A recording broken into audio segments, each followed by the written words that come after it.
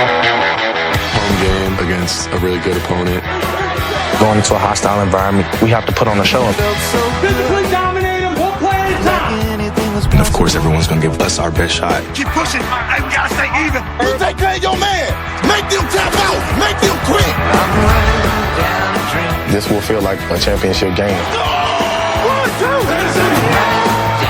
It comes down to who can dominate and who can win the critical situations. It's one of them games. If you're not playing physical, it's going to be hard to win.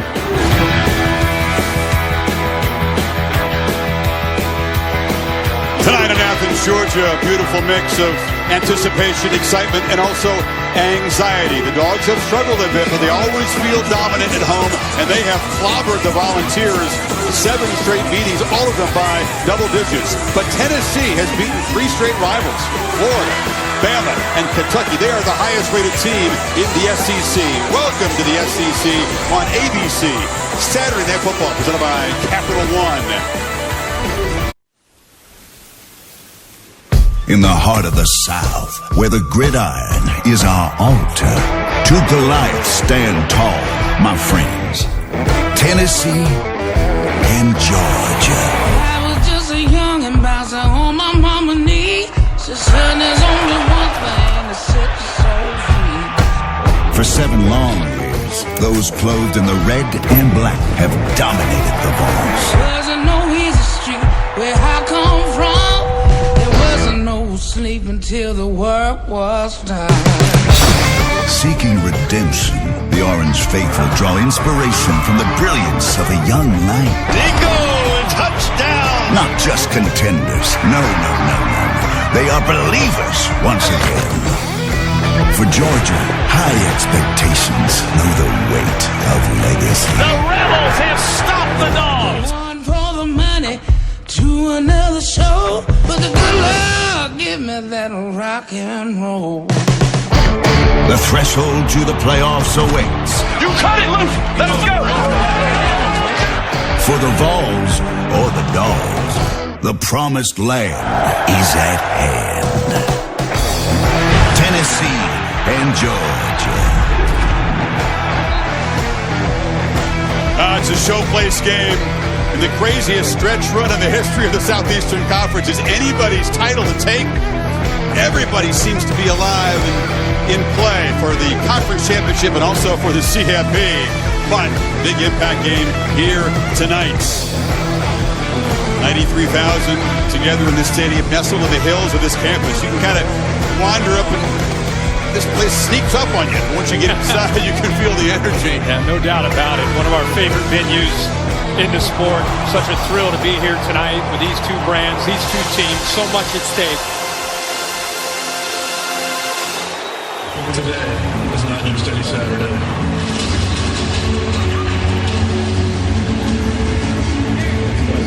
How they rev things up. Saturday night in Athens. Kirby Smart counting on big energy from these folks tonight. Been a long time since I had a chance to be in this stadium to cheer these Dogs on, and coming off of a loss, I think not only does the team feel they've been backed into a corner, I think this fan base does as well. So you know they're going to bring it. You and I called some games in here, and it got away from the opponent in a hurry. Oh, yeah. Ole Miss last year. Arkansas came in here a few years ago with a big hyped-up early kick with K.J. Jefferson and company. The game got away from them. Tennessee will have to survive that initial surge. The band will form the tunnel, and the Dogs will enter in that tunnel at the left end of this field.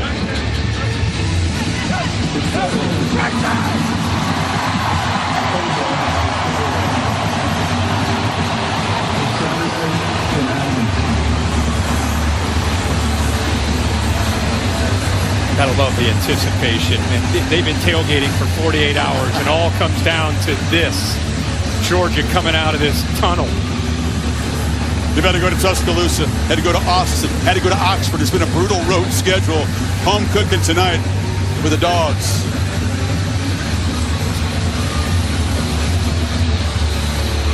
It's time for the Dogs.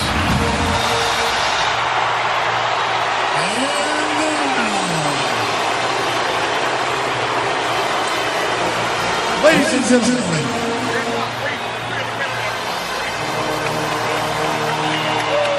If your blood runs red and black.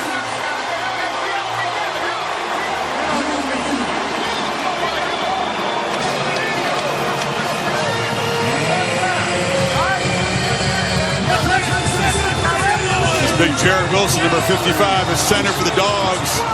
That group up front, a serious challenge tonight.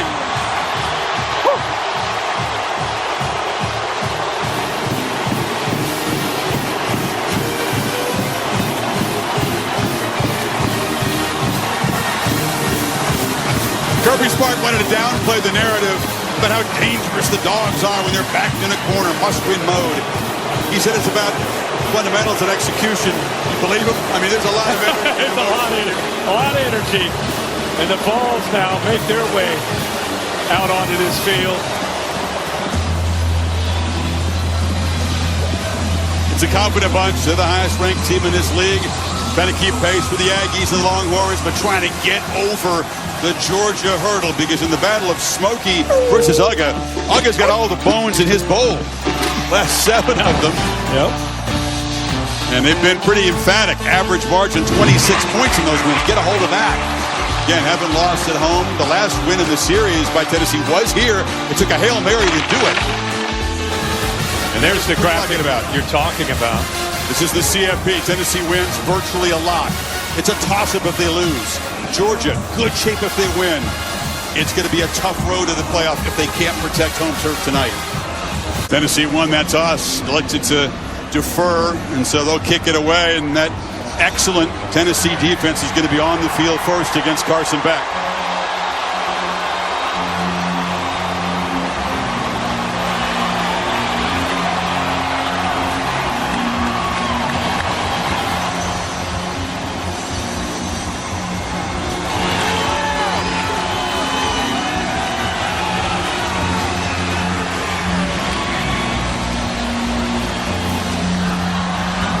Sit back and enjoy this one. Special atmosphere, a lot on the line. Josh Turbeville, right there in Knoxville, will send it away. And deep for Georgia. Cash Jones, part of that running back rotation tonight that Holly talked about.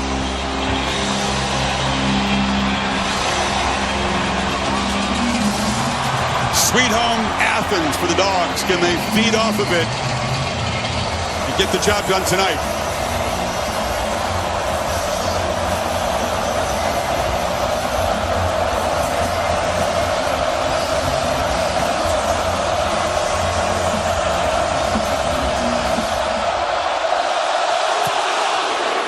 Short kick returnable, and Jones will take it at the 7. And he'll be muscled out of bounds at about the 23. So here comes Carson Beck in a Georgia offense. It's going to be shorthanded at running back. It has already been a pretty pass-heavy offense tonight. But how do you slow down the pass rush of the Volunteers if you can't run it a little bit, minus Etienne? Yeah, that's a big key tonight. Without Etienne, the offensive line did not play well last week. Their worst game of the year. They've got to come back now against another great defense. But you're right. They cannot be one-dimensional. They know that. Mike Bobo, the offensive coordinator, is saying, we've got to be able to run the football. We've got to be patient. Without Etienne, it's Nate Frazier leading the committee. See how he does. Freshman from California to the right of Beck.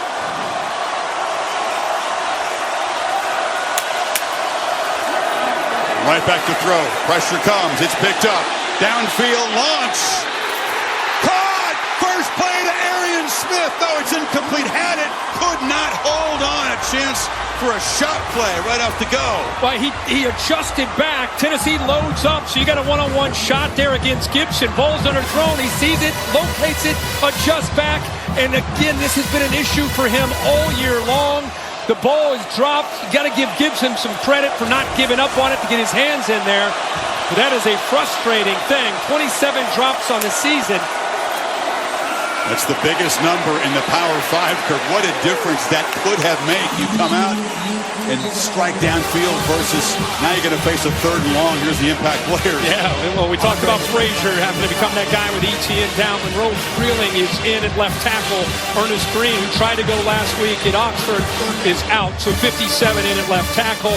I think you'd see Omar Norman Lott, really good pass rusher on the interior. NFL quality, and Arian Carter becomes the leader with Keenan Peely out for the year. Went down a couple weeks ago. 7 has stepped up nicely. Glaring weakness for the Dogs on 3rd down. 82nd in the country. Dylan Bell to the right sidelines. He was well covered by Jermod McCoy. He's their top cover guy. And the Dogs, with that drop on 1st down, go 3 and out. Hey, you got to give Tim Banks credit. He walks into this environment and puts his corners on islands and says, guys, we're better than them.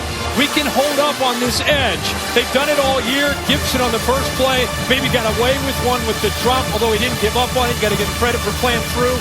And then McCoy that time right there in phase with Dylan Bell. It's tough to complete passes on Jermod McCoy. Teams don't even try often. Brett Thorson, the Aussie, the elite punter for Georgia. They came after it, and he is knocked down. A flag comes out. Let's see if it's the 5 or 15-yard variety. 5-yarder would not be enough for 1st down yardage. Great to have Bill Lamagna with his far left in the booth in person. Bill, how do you see this There is ruling? no foul for running into the kicker. That makes it easy for you. Blocked into the kicker. Oh, he's blocked into the kicker. The up back there, 74, ends up pushing him into the kicker. He ran into that leg pretty forcefully, but again, they determined that he was pushed into him, so a no call. It's Christian Charles. It's a pretty thick leg. Thorson is built like a fullback. It really is. So here we go. Tennessee's first offensive play against Georgia a year ago at home. A 75-yard house call to immediately jump in front. Dogs took control after that. And here's Nico. Right there in front of the student section for your first series. Communication will be a major issue for Tennessee's offensive line in this atmosphere. Young man, welcome to one of the toughest environments in college football for the visitors. Dylan Sampson's been on a roll. 1,000-yard back. He's there, and there's a short throw and a catch, and it's Chris Brazel picks up about 7 impact players when Tennessee's got the football. Yeah, Sampson, obvious guy's got to run the football. Thornton gives them that vertical shot, big part of their offense. Jalon Walker, 11, is outstanding, and an inside 93, Ingram Dawkins, got to be a difference. Playing fast after the short completion. Sampson slung down. It's going to be 3rd and short now. Just as a refresher for fans, it's all about the tempo when you defend Tennessee. I don't know how many times Kirby Smart said to us, got to get our cleats in the ground, get lined up. You see confusion there with Chambliss. Yeah, they try the middle, still going is Sampson. Initially he was bottled up, broke free, 1st down to the 39, 8 yards. Talked about them getting lined up, and they eventually did, but this is just determination from Sampson. Spin move to get away from that, bounces off the safety Jackson. Really good run for the first. They crank the tempo again. Iamaleava pitch on the far side to Miles Kitzelman, the tight end transfer from Alabama. They're settled in early here. Let's just all take a step back for a second and remind ourselves that in modern college football, this is a true freshman that's trying to go out here and handle this crowd. Redshirt freshman, still young guy trying to handle all this atmosphere. And I think they're doing a great job with Josh Heupel. Quick decisions, attack this defense. Don't sit back and hope that you're going to be conservative. Be aggressive. They subbed, allowing Georgia to get some fresh bodies on for this 2nd and 1 play. Pitch to the near side, catch made hanging on nicely with Squirrel White. Dalen Everett knocked him hard, but it's a 1st down. Really good recognition from Nico here by looking out at the slot, seeing that he had a soft cushion, one of his favorite targets, and got it out again in a hurry. 3 for 3, looking to throw again. This is a downfield launch, looping ball. A battle for it to the far sidelines, and in comes a flag. Julian Humphrey was in coverage against Brazel.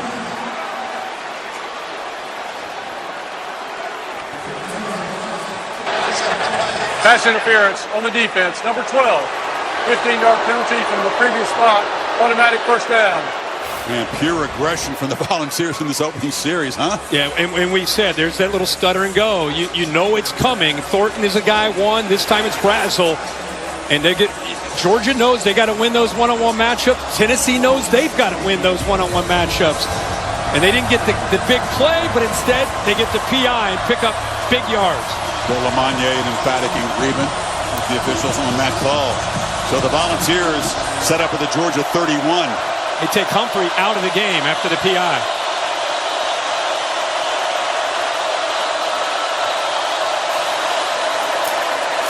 Take it to Sampson, slant across the middle again. They find the tight end, Kitzelman. And the big fella has another first down. Got 12 more. And one of the challenges when you blitz both your inside linebackers and the ball's coming out fast is there's a lot of space. And Nico is seeing the field right now very well. Again, great quick decision with accuracy. Sampson plows ahead. Now the first crucial red zone trip of the night. And one of those 4-point plays early in the game. We're circling.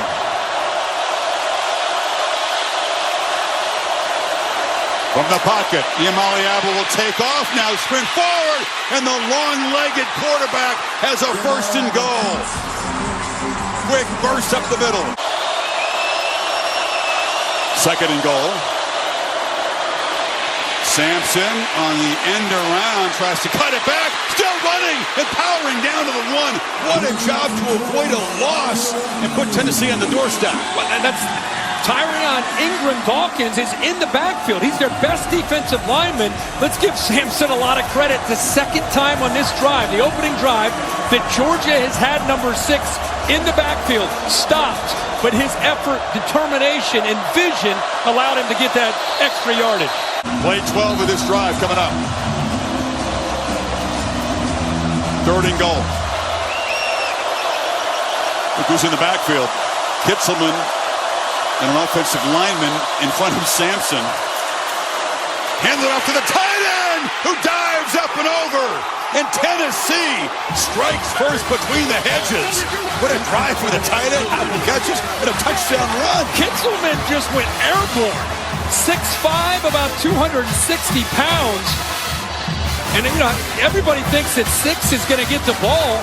And instead, they go to the inside that. Like, you think, okay, they're going to get behind 51. Instead, they hand it off there to the big tight end, the transfer from Alabama, with a quick handoff. That hits fast when you're right there, handed it to essentially the fullback, and he elevates to go in for that touchdown. Max Gilbert for the point. That's his first career carry.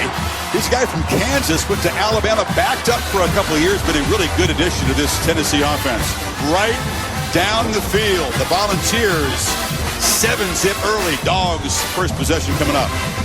This group, it wasn't fancy stuff. They just got whipped man versus man by the Rebels. All conventional rushes that led to those sacks. Yeah, you're rushing 4, you're playing zone behind it, you're still getting home for those 5 sacks. So that's been a big emphasis this week. We mentioned that Elliott Green is out, 71, and Freeling comes in. They're going to be tested here again on this third down by this front. They got 5 guys up, try to create one-on-ones. Cash Jones is the third down specialist in the backfield. Goes out in the pattern. Slant is complete, and they do move to 6. Quick throw, and that's Dylan Bell, who against Tennessee last year at a monster game. Yeah, this is a good job by Dylan Bell, going up a little bit, making the catch, because he's running right into the teeth of that defense, about to get hit there by Jalen Smith. Good concentration to bring that one down. Play action, batted down at the line of scrimmage. It's Joshua Josephs. Tough run defender. He contributes off the edge as a pass rusher too. Yeah, they have so much depth up there. James Pierce and Josephs off the edge. Bailey, West. It's a good job on a lot of these quick throws. You're seeing the ball out because of the respect Georgia has for the pass rush. Good job of getting the hands up, timing that up perfectly, and batting it away.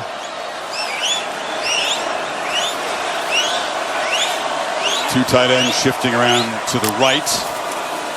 And Beck looking that direction. The long throw over the head of his intended receiver there. That's Nitro Tuggle, one of the freshmen trying to work in. They're looking for guys who can make plays downfield. Yeah, Tim Banks has decided to put a lot of 5-man fronts, leave these corners on islands, and until Georgia makes them pay for it, I think that's what you're going to see. These are highly contested catches downfield, And you can see the frustration there from Carson Beck. Still feels like there's Tim Banks, the defensive coordinator, still feels like trying to get the trust with some of these receivers when it comes to the routes and where he expects them to be. Thugger really seldom used. So, and this drop, another drop. We talked about that more than any power conference team. That was Dominic Lovett. He's a really reliable guy. Top receiver on this team, and here comes the punt team again. Yeah, and, it's almost like in baseball, if you're a shortstop and you make a few errors, and then you start thinking about trying to field the ball instead of just playing shortstop and playing. When you have a lot of drops as receivers, as a group, and everybody talks about it, it can start to become a mindset type of thing that you're challenging yourself not to think about it, and you just want to cut it loose and play. Those two drops with everything that's gone on all year doesn't help the psyche of that group. Thorson booms it deep. Boone Carter lets it land out of bounds. Can't do much better than that. Deep and directional. And they'll pin Tennessee inside the 20-yard line. So. Well, guys, good news for Georgia's defense. One of their best communicators, C.J. Allen, is out there playing. He didn't start the game after not practicing all week. He's had a virus, but he's been in the last series, and he looks good out there. Big news for Georgia's defense. It's tough to miss practice with that kind of a thing and then be ready for this tempo. Boy, a lot of confusion in the Georgia secondary right now. You see Dan Jackson over here. I think the defense on the right side is expecting a little bit more help over here with these two receivers in the left. Yep. 3rd and 10, a huge cushion, and Brew McCoy makes the catch. Stiff arm, dives forward, Kirk, and that was, as you pointed out, key in that play. Yeah, you saw, at least I saw Everett looking over, almost saying, hey, guys, I need some help over here. I got one myself, and I got two receivers. And Nico did a good job of not looking that way to tip it. Oh, they'll try to sort things out on the fly because the Volunteers go right back to work, and Sampson falls ahead for 3. Yeah, boy, he showed some tremendous maturity and poise. Instead of being like, snap it, they're not in position. He cool played it. Looking to his right, no big deal. And then as soon as he gets the snap, boom, picks up the first. And throw again, pump fake. Across the middle, it was off the hands. It was a fastball, and Sampson couldn't handle it. 3rd and 7 now. They've had some success in this game. 3rd and 8, they picked up a first down. Pretty close to Allen getting his finger on that. I don't know if that distracted Sampson. They had a 3rd and 8 for a first down. At 3rd and 10, we just saw a first down. Let's see what happens here on 3rd and 7. They're 4 of 4 so far tonight.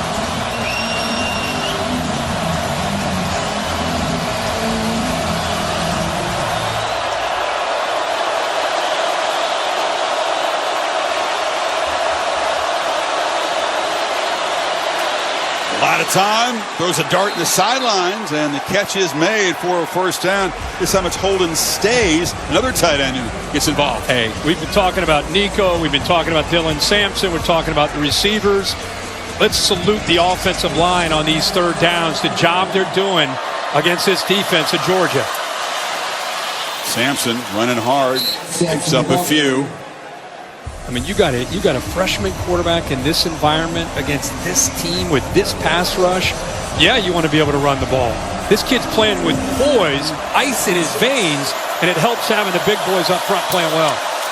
Play fake, and he'll be swarmed and sacked for the first time tonight. Chaz Chambliss knocked him down. But Warren Brinson really was disruptive right here. Give him a lot of credit for just getting through, fighting through that, relentless, and that's what really caused him to get out of the pocket for Chambliss to eventually get home there. Great job being disruptive. That's kind of what you expect from the Georgia front. So many different individuals that can win one-on-one battles. That play fake didn't slow him down at all. Now Tennessee faces a real challenge on 3rd down. Perfect so far again, but need 12 here. Showing pressure. Rush 5, Yamaliava flushed on the run. Throws the sideline dart. Incomplete. Brazel was over there, but again, it was Chambliss breathing down his neck. And here comes the punt team. Yeah, he is such a great blitzer. You'll see him right here, just kind of walked up, getting a feel. Eventually, he's able to get home. It gets off of Sampson, flushes him out of the pocket. And that's the Georgia defense. Get Tennessee behind the sticks, and then get home and affect the rhythm again of the quarterback.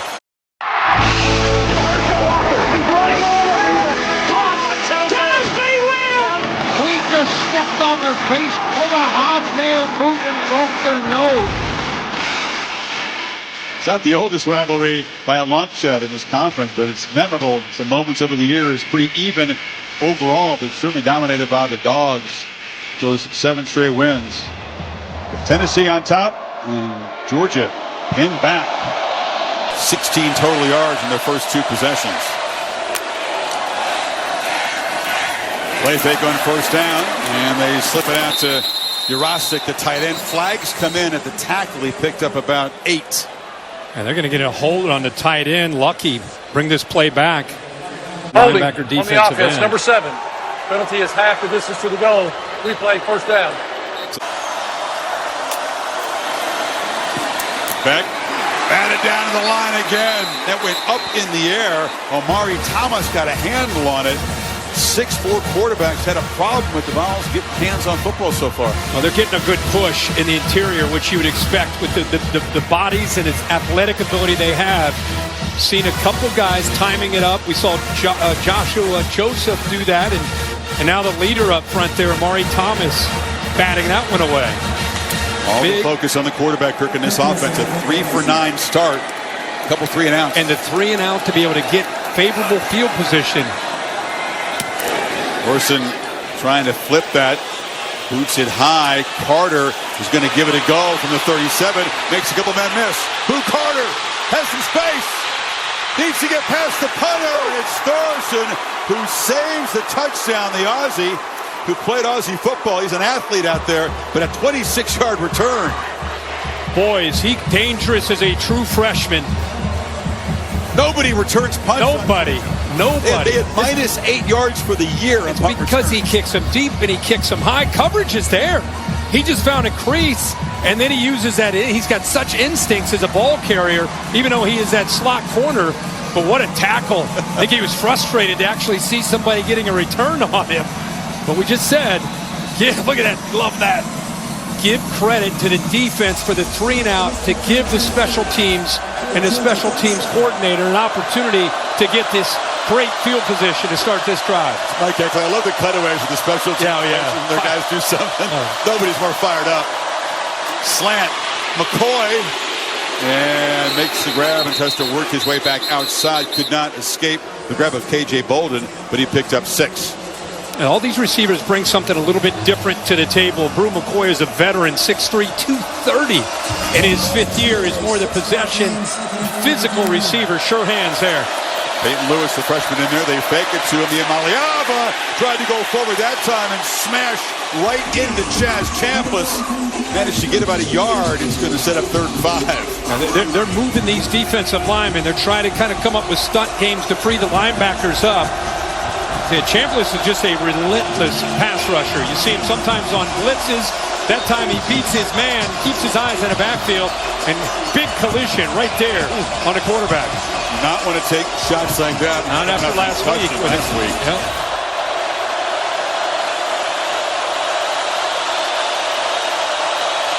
Noisy on 3rd and 5. Here they come. And they run right into the blitz. And smacked backwards. That's Peyton Lewis, who took the handoff and ran right into big Warren Brinson. This is a tough assignment for Spraggins. Right here, you'll see pressure in the interior. They bring both the linebacker, Brinson.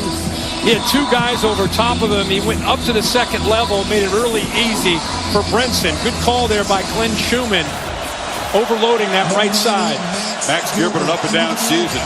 Big game against Mississippi State last time out. He was 4 for 4. Before that, he had missed 6 of 7. This is 1 yard longer than his career long from 52. Drives it, picks it well, and knocks it through. So much for the slump for the Volunteers kicker. A career long. There he is. Another cutaway effect.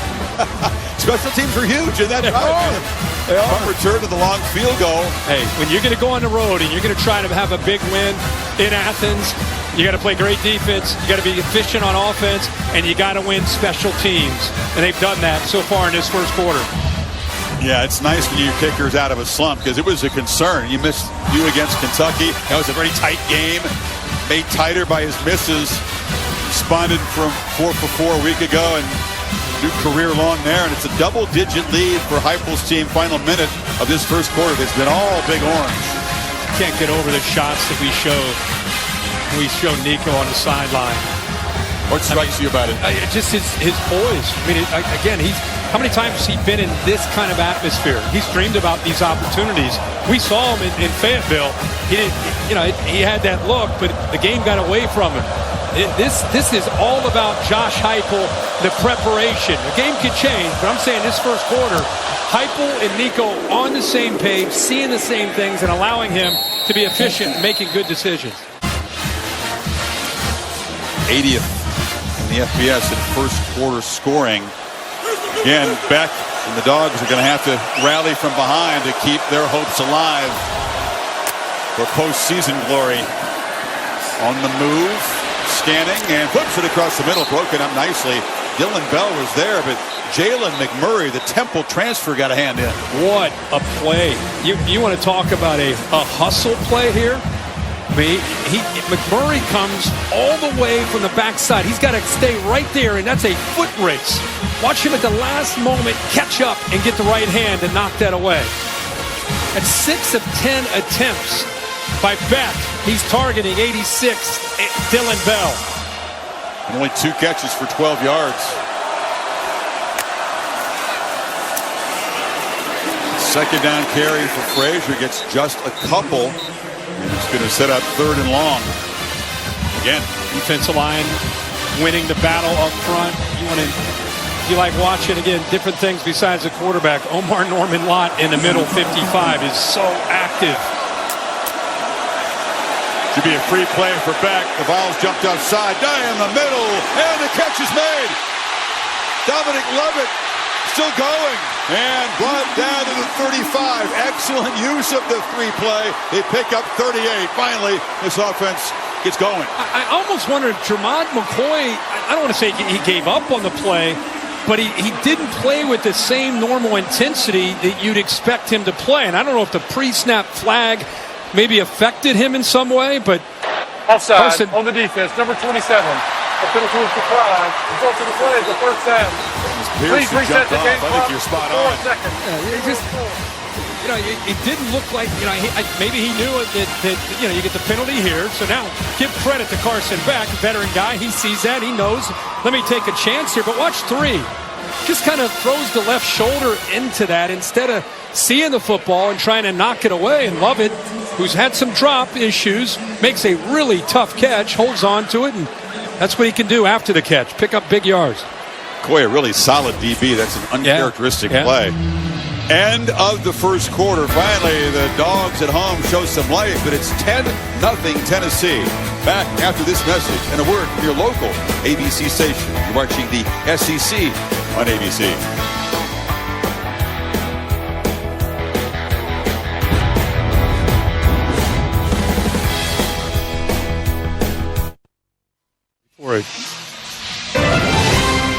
Set for the second quarter, the SEC on ABC.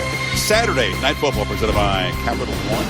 All volunteers, incredibly poised. Great execution start for this team. Georgia now with that big completion to Lovett, threatening here. First down at the Tennessee 35. Back. Looking over the middle, threw it into traffic, and the ball is ripped out of the hands of Lawson Lucky. Ricky Gibson broke it up. Was that a great play by Ricky Gibson, who looked like he may go downfield with 16 right here. Humphreys, watch him come off of Humphreys at the last minute and then make the play on that football. That's big time. Great job. Eyes turned, reading the quarterback and seeing the ball. Empty backfield, second down. Beck has to escape pressure and is still going. Carson Beck, headlong for a first down at the 21. Ran right into Andre Turrentine. Picked up 14. Quarterback making a commitment. Yeah, this guy is a great athlete. He has this in him. Look at the man-to-man coverage. We talked about Nico recognizing an opportunity to go. I thought he might go down there, but he keeps his leg drive, and then at the end delivers a blow there at the end against Turrentine. He's got 25 pounds on the safety. Excellent strength. Great athlete. Played big baseball player. Out of character for him. He admits it, but the role called for it. Down the middle, touchdown! Caught by Oscar Delp, and the Dogs strike back.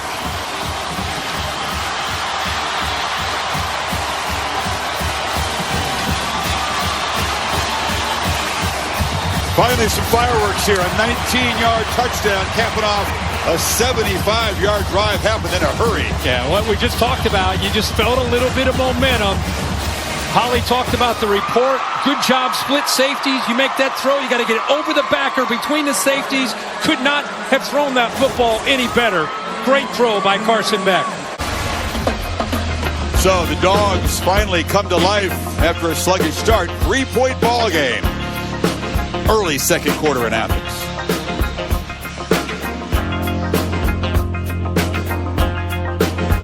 Let's look at the AT&T clicker. There's a couple things that stand out right away. First of all, you're going to move a receiver, Arian Smith, and watch how the safety adjusts with him. Just move him a couple steps. Get him a little wider. Now you're going to try to go over top of this linebacker. You got to layer it in. Watch when he releases this football. Look at that coverage and look at this throw by Carson Beck. This is why he was looked at in August as the guy, because he can make plays like that. And you go back earlier, the determination to get this Georgia team going. And after that, you saw Georgia ignite, and they end up putting their first touchdown up on the board. Now the Volunteers try to answer the Amaliaba long throw and first down. It's one of those horizontal throws that doesn't pick up much as Daniel Harris tackled Squirrel White. Laura, what do you have?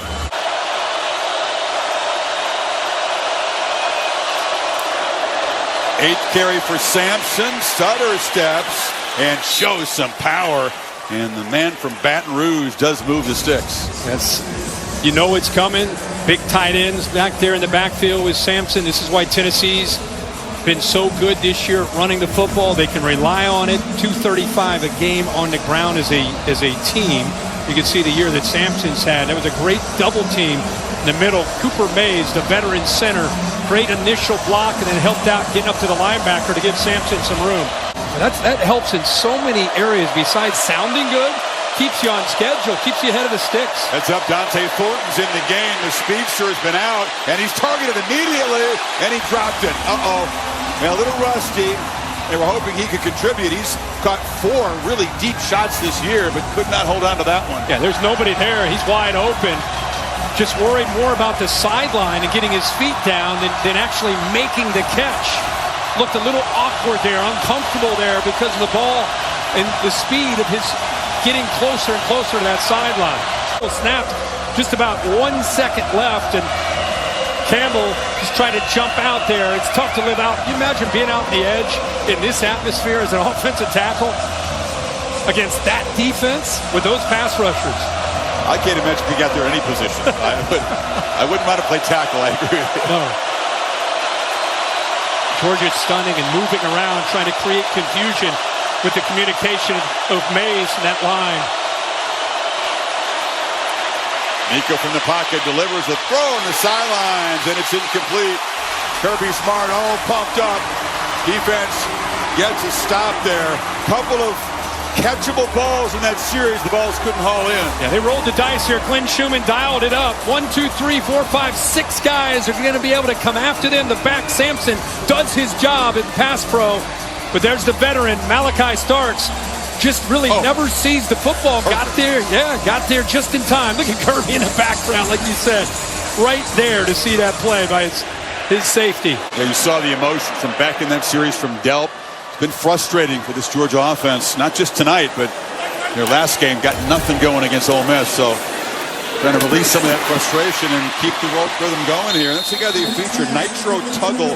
1 catch in the season coming in, but he's playing a role tonight. He got 9 there. I think Kirby Smart, feels at this point in the season that some of these freshmen that have been in the shadows, they're ready to start to contribute, not just in the backfield, but with Tuggle out at receiver. Another one, Kurt's got the football, and it's Chauncey Bowens, a big physical 225-pound back out of Port St. Lucie, Florida, 4-star recruit. They flipped from Florida. That won't be his last carry tonight. He'll be involved. Yeah, he is. They said in practice the last 2 or 3 weeks, made a move, and with the injuries with ETN and others, he gets his chance. 225, like you said, power back. Throw down the middle, catch made by Lawson Lucky.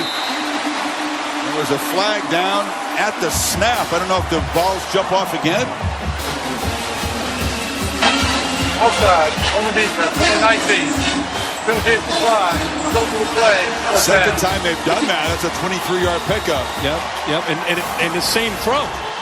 It happened to his right, so he easily sees it. Couple quick claps there. He knows he's got another free play, and he goes right back to that seam route where he hit Lovett earlier. So another quick throw there. The offensive line, by the way, against this Tennessee front, really holding their own. No sacks, no TFLs, no quarterback hits yet. Pop pass. Lost the football. It's kicked around a mad scramble. Who's got it? Volunteers recover at the 31. Eventually, Christian Harrison jumped on it, but it was kicked and booted around. And a mistake by Dylan Bell, the reliable Swiss Army knife. It's almost to the point where you feel bad for Dylan Bell. This may be an incompletion. This is a pass. I don't think he ever had control of the ball. This is where Bill can come in and help us. Great spot. Keep in mind, this is a pass. You think it's a run, but it's a pass. Bill, the question is, did he have possession? No, he never controlled the football. Incomplete. And it's a flip forward, so it's a forward pass. Replay's buzzed out. They're going to review it. They'll change it back. It's one of the things coaches like about this kind of play. If you misfire like that, it's just an incomplete. Yeah, that's exactly right. Instead of just handing it there, just that little flip makes that a forward pass, and Dylan Bell's going to catch a break. He's kind of breathing heavy. He's one of the guys they really count on, this receiving core. So depleted. They lost a couple guys kicked off the team who should be playmakers on this team. Ra Thomas and after video review, Colby Young. The pass was incomplete. It is Why would you ever hand it off when you can do that, right? Yeah, exactly. And, Chris, I think you're making a good point about Dylan Bell. He's such an interesting body type as a receiver. 6'1", about 215. I mean, he's really a running back playing receiver, and they move him all over the place. He's just got to shake the drops. He's just got to forget about it, trust his abilities. He's such a dynamic playmaker, but that's the kind of stuff that just holding on to that football that can really drive this offense crazy. They catch a break there, though, with it being an incompletion. He's been the main target. That counts the pass. That's the 7th time targeted tonight. On 2nd and 10, they get out to Arian Smith. He lost the ball. A mad scramble. I think he may have gotten it back. Wow. 2 nearly disastrous plays back-to-back. 23-yard pickup. Wow, unbelievable job here by Jackson Moy to be able to knock that ball out of there. Big body, but pretty athletic. Figure have a receiver with the ball, you get a better chance of maybe punching it out of his hands than a running back. Back, end zone throw, and never turning around. That time was London Humphreys. McMurray in coverage. I played on the same page. I don't think Humphreys ever located the football one-on-one against McMurray. See, turned inside, turned outside. It's not on the same page. And when you're a quarterback and you have receivers run routes like that, again, you just want to have trust and confidence that they're going to be in the right spot. Sets up 3rd and 6. Beck rolling, long, strong arm throw on the sidelines, and it's caught for a first down by Smith. He threw that ball maybe 2 or 3 steps before he got that one out early. That's beautiful. And when you're a receiver and you look back and the ball's halfway through the air, you feel really good about getting separation. All you got to do is catch the ball. Frazier is the back. 2nd and goal. Bell on the handoff around end, flag down. That time it was a conventional run, knocked out at the 1 by Charles and McCoy. And check the marker. Carson Beck, between the claps and the movement, that time in motion, he uses his left foot to move the receiver. And it's making Tennessee's front a little jittery. For Bell, they're looking at his offside on the ankle, defense, looks number like. 27. The penalty is half the distance to the goal. Replay, second down. Kirby right in there, checking him out.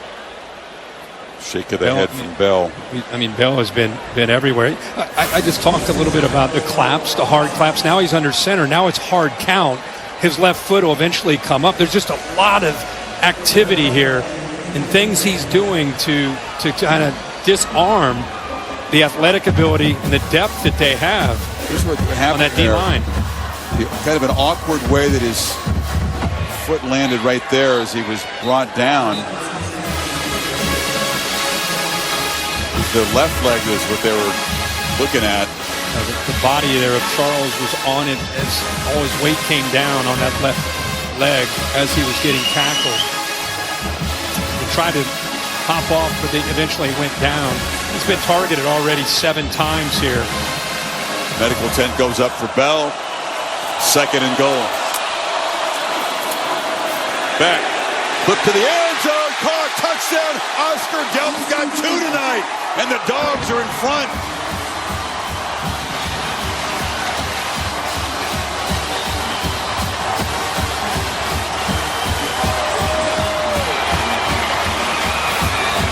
They go tackle over. Here's the AT&T clicker. The left tackle's lined up on the right. The tight end is lined up over here. And look at the confusion by the defense. They're not quite sure how to line up. Where is anybody that they really want to be able to read and understand? And because of that, look at the defense running to the right. They completely lose Delp with their eye discipline. Well designed there by Mike Bobo to open that up for the touchdown. Oscar Delp saying, wait a minute, I've waited all season for that. They're going to just leave me alone back here. Didn't have a touchdown coming in. He's now got 2 here in the first half. And Georgia from 10 zip down, up 14-10, 6.5 before the break.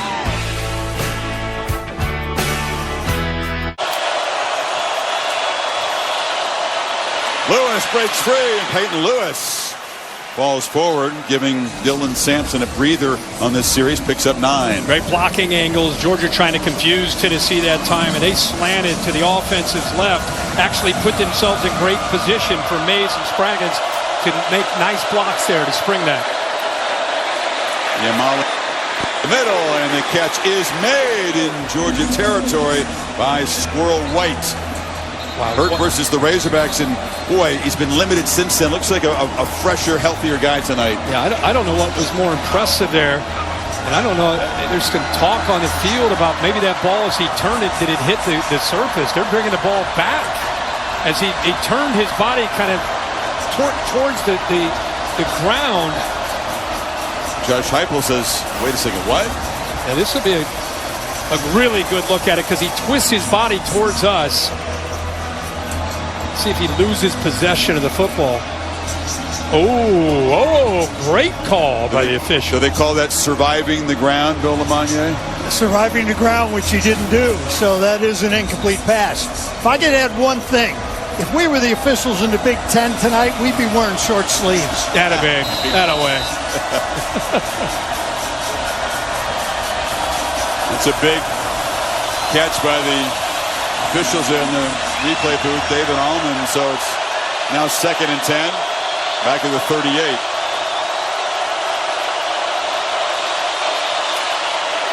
Lewis again. He's still going. Peyton Lewis making the most of his opportunities tonight into Dogs territory. C.J. Allen couldn't get him down. Yeah, the left side really did a nice job of collapsing the Dogs' defensive front and allowed that right tackle, Dane Davis, the big fella, leading his way around that left side. He faked it to him. Pressure comes immediately, and down goes Iamaliava as Smile Munden got home on the blitz. Now, they brought both their middle linebackers, C.J. Allen and London. They're the most complete linebackers they have. See them both coming simultaneously. You can only pick up one. Just overload that right side with pressure with a 2 middle linebacker blitz. Pays off for them. Good call by Glenn Schumann. Good success for the Vols on 3rd down so far tonight. It's a big ask, though, needing 11.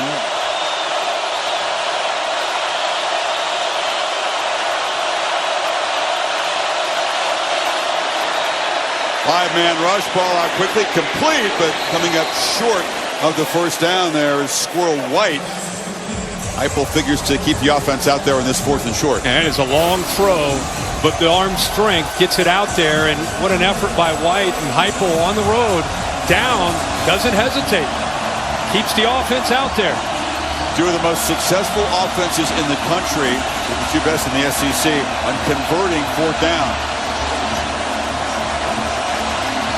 Vols coming in 9 of 13. In their one loss against Arkansas, they were stopped in their 2 4th down tries. Sampson cannot be denied. First down. How much fun is he to watch run? I mean, he just doesn't stop. He's got that low center of gravity. Gets behind an offensive line that he believes in. They bring in extra artillery by bringing more tight ends, couple tight ends. Been the feature back, leading rusher in 8 out of 9 games, every game except Kent State, which was an easy win. Look at him since that kind of back door. That play's designed to go more to the left, but he felt the crease to the right and found it. Now Lewis is back in the game and in motion. Yamaliava, long throw, and catch is made by Lewis, who again came out of the backfield. Tackled by the assistant coach over there. Jalen Walker was in coverage. Sampson's got it. He's got a crease. Dylan Sampson to the house. It's Tennessee back on top. 27 yards to quiet the folks. Impressive drive, Kirk. With Glenn Allerby, the offensive line coach, got to be really proud of what he's seeing from these guys up front. Cooper Mays with a great block to center, but it was the combination block on the right side by Spraggins, the right guard, and Dane Davis.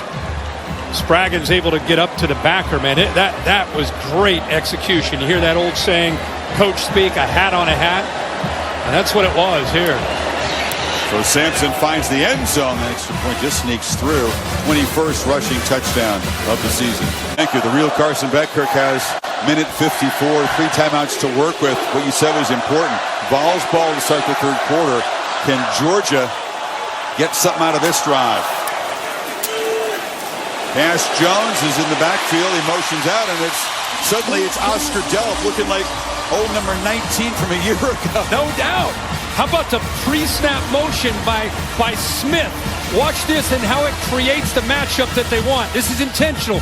Move him out there, and now you got a matchup right here. Tight end against the safety. Now you got to win one-on-one. Quarterback throws it downfield to the outside.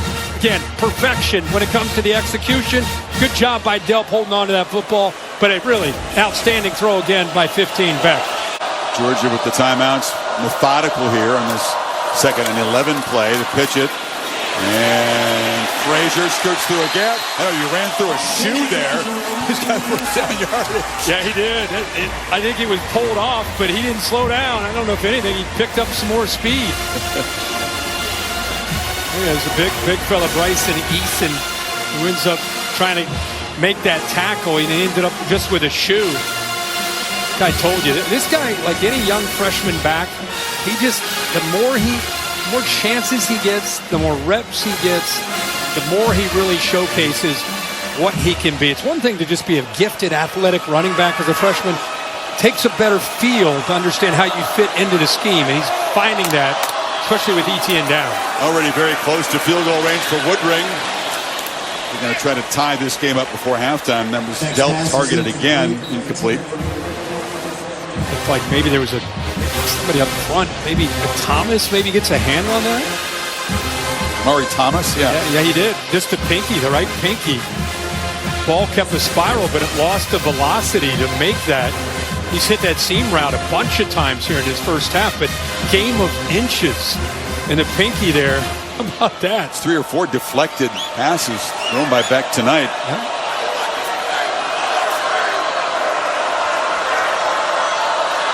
Lovett comes in cross in motion, and Beck took a peek that way. Now comes back the other way and checks it down for a short gain to Delp one more time.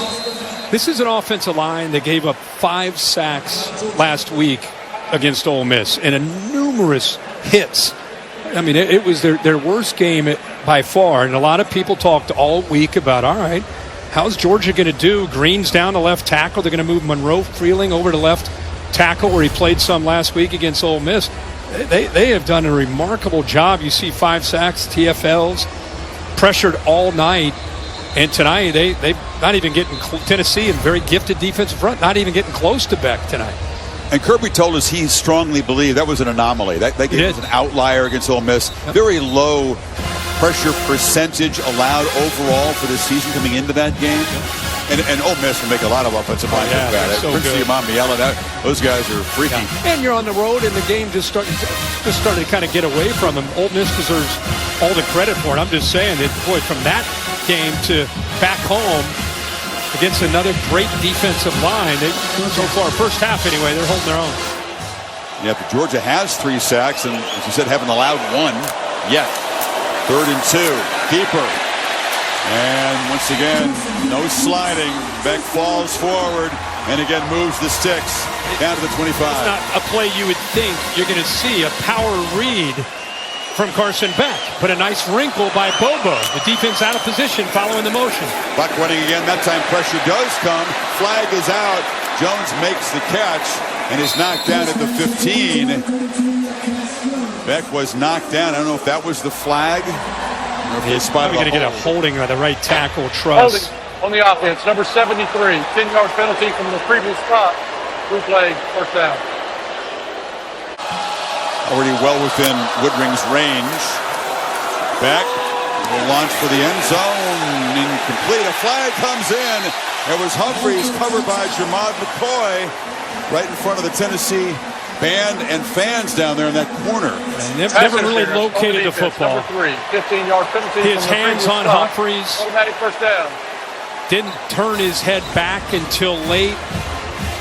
Humphreys just trying to work that sideline. Look, see now when he looks back, really never located the football. I think that's a no-brainer and the right call here. Very, very handsy. Yeah, the jersey grab prevented Humphreys from trying to jump for the pass. And again, they're keeping those corners on islands. They're confident that these guys have played well all year, that they can hold up on those islands, but time McCoy just never located the football. Hasn't been his best night so far, the best cover guy on this Tennessee team. 22 seconds, 1st and 10. Back again. Back, dangerous throw. Trying to find Tuggle, and that was McCoy doing what he usually does, making a nice play. That time on the back shoulder, he does. Look at the eyes. He does locate the football. That's the guy he's been, why he's been the most consistent. Love to see the head turned around. Now you can get away with touching him a little bit, having his hands on the receiver. So that was great technique and a great job of bouncing back that time by Jermod McCoy.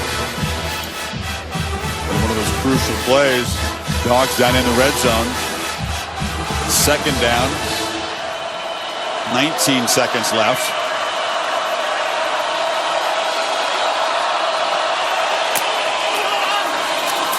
From the pocket, back, lofted to the end zone, juggled, incomplete.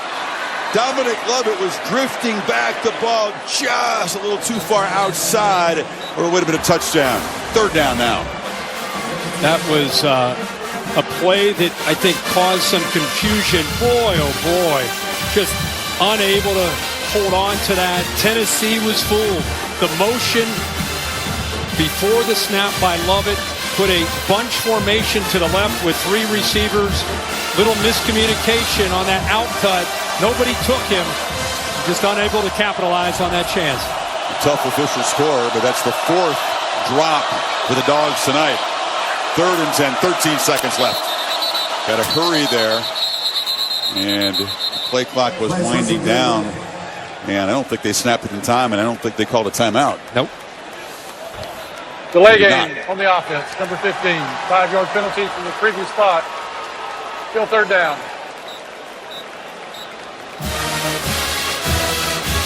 It's a little tougher to find the end zone here. Kirby, calm reaction to that penalty. They still have the timeout. You got the one timeout. Worst case scenario. You got 13 seconds. You're already in field goal range to tie this game up. Vols walk up. Some A-gap pressure and now back out of it. Four-man rush. Backpedaling and no chance through it. Down the tunnel.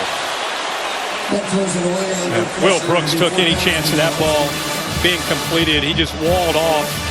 Little trash talking out there with back to the defense, but he walled that off, took that away. So the Vols defense does their job in a red zone, and now the Dogs will set her for a field goal. He's here. He works over. You can see he's almost just bracketing the thread of that seam route. He was basically throwing that football away. Yeah, right through the goalpost there. Back holding now for Woodring. Will try from 36. He's made 30 field goals in a row from inside 50. And no one else for James. Good. You hate to give a stat. The dude is automatic. Yeah. And does his job there. And Georgia, Kirk, took it 11 plays, 57 yards to get even at halftime. What a terrific first half. And this sets up well. We talked about what's at stake. The most impactful game in the regular season of all of them remaining in terms of the playoff chances for both teams. And it's going to be decided perhaps in the final series tonight, the way it's looking. Yeah, and it's a game of momentum, which you'd expect in a game like this. Tennessee jumped out, quieted this stadium, goes up 10-0, and then we saw Carson Beck lead them back with 14 unanswered. So, been a back-and-forth game. You got to be impressed with what you've seen from both these quarterbacks. Yeah, but I think just going to Austin, going to Tuscaloosa, going to Oxford, playing Tennessee here. I mean, think of those four games alone. And compare that when you start to look around at other teams. I mean, to me, when you're splitting hairs, a cluster of teams, you need to obviously reward teams that go through that. No doubt. And the win in Austin looms huge. But I think that, they know that it's in their hands tonight. I'm with you. The second half is going to be good. Let's get Kirby's March reaction with Holly. Coach, what stands out about the way Carson Beck is playing and operating this offense? Playing like he always does to me. He's got poise, he's got composure. Kid's a leader, he does a great job. Dylan Sampson's averaging over 6 yards per carry. How do you limit him more? First thing you do is tackle him. I mean, he's getting yards after contact, and we just did a run there that helped them out. But they're running the ball really good. They're good at running the ball, and we didn't do a great job there in that half of stopping the run. You've got to stop the run on these guys. Thank you so much, Coach. Let's go over to Laura with Josh Heupel. All right, Coach, back and forth throughout, but you get the ball to start the second half. How do you keep momentum on your side? Yeah, we just got to play assignment style in all three phases of the game. It's going to be a great contest in the second half. We need to come out and start fast. Thanks, Coach. Chris. Yeah, you can't ask for more. This series has been so lopsided. It's featured so many big Georgia victories in the last 7 years. Tennessee fighting hard on the road. 17 apace between the hedges here with so much at stake for both these teams. Capital One halftime report coming up after these messages. You're watching the SEC on ABC. Iamaleava, 12 of 19, under 100 yards passing, sacked 3 times, but has showed good composure. See that movement, you got a veteran center, and Cooper Mays able to adjust. It's a keeper, and he pulled it from Dylan Sampson, and Nico with a designed run picks up a nice first-round gain. Sampson off the left side, first down, and much more twisting across the 40 before Starks got him down. Well, they just built a wall on that left side of this offensive line. We just talked about it. Kirby talked about it with Holly. We got to stop the run in the very first 2 plays. Zone read, he pulls it, and then they run. Nice power run there. Immediate pressure, trying to spin away, and just has to fire the ball into the ground. Smile Munden got there in a hurry off the blitz. I mean, the defense barely has a time to set up, and you bring the pressure right here. That's what you got to love, is that a lot of teams, when Tennessee goes this fast, they sit back. They don't get aggressive. They rush 3 and drop 8 against the pass. With Georgia, the success they've had with Josh Heupel's offense over the last 3 years, they kind of break the trend by being aggressive, even though you would think it's so hectic trying to get lined up, you wouldn't be that aggressive, but they have been. Look at a mix-up. London was just turned loose there in that play. 2nd and 10. Delivers in the pocket. Catch made. Squirrel White went up, got it, and got down before the defender arrived. Picked up 17. We just talked about him being aggressive. C.J. Allen on the blitz. Not able to get there. There's number 3. Ball just a little bit behind. But what an adjustment in the air to catch that by Squirrel White. It's only a 3-man rush. Iamaleava still moved off the spot. Throwing the move is incomplete off the hands of Kitzelman. Munden was in coverage, and the Dogs get a stop. Offense still out there on 4th and 6. They're kind of in that no man's land where Walker applying the pressure. He's still able to get an accurate throw off, but Hitzelman unable to hold on to it. Big moment here early in this 3rd quarter.